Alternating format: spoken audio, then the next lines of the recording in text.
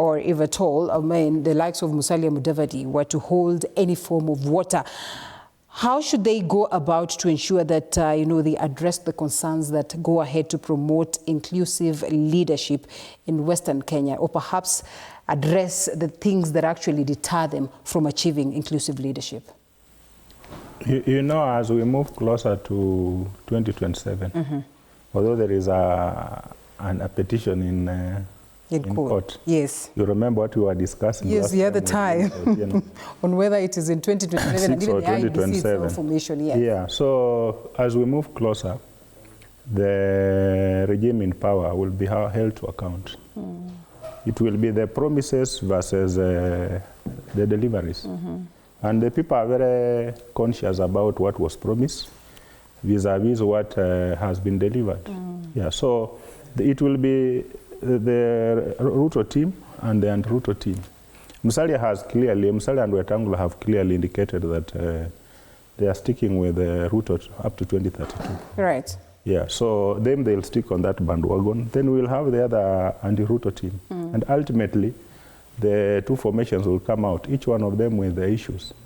But there is also the one thing which we seem to be ignoring is the youth vote, which is not largely tribal.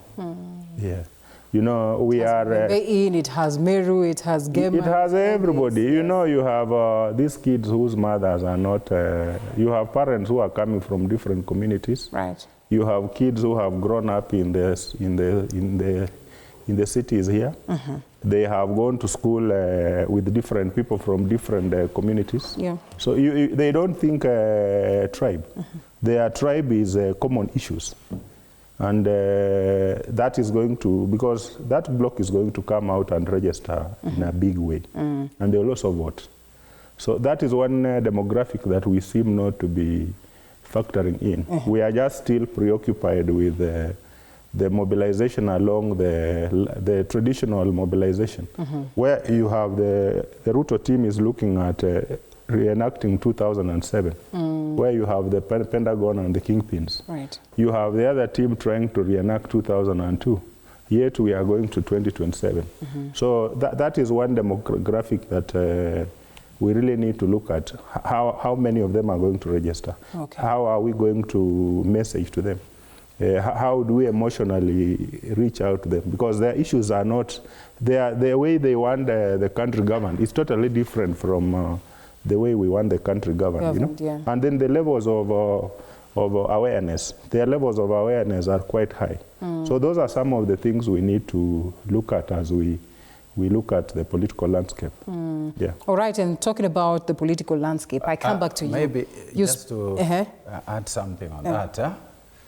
I think the question of youth awareness may be a little misplaced.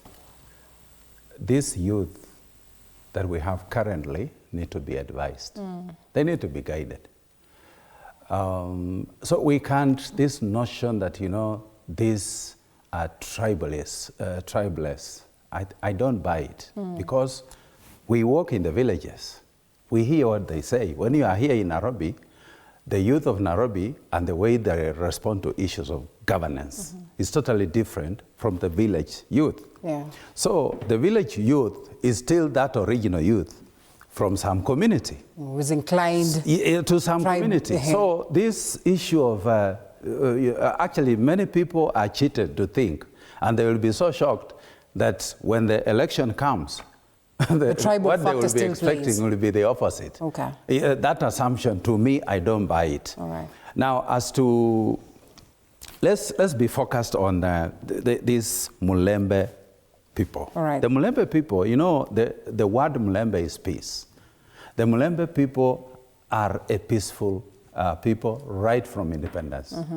Number two, and therefore they have contributed to broker some kind of moderation when certain extremes have actually hit us as a nation. Okay.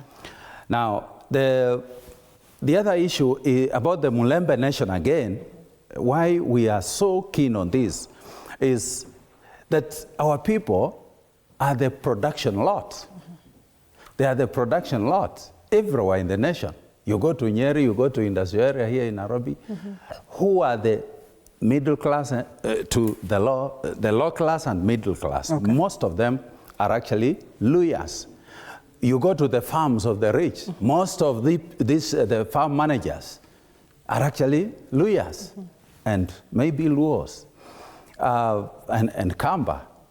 The housemates, the house managers, actually, these days they are called house managers. They are from these communities I'm actually pointing out, and they trust Luhyas more. Now, what we are working on currently, let nobody say that Luhyas have no leadership. So someone has to emerge from somewhere to lead. We have leaders. But we mistake politics for leadership.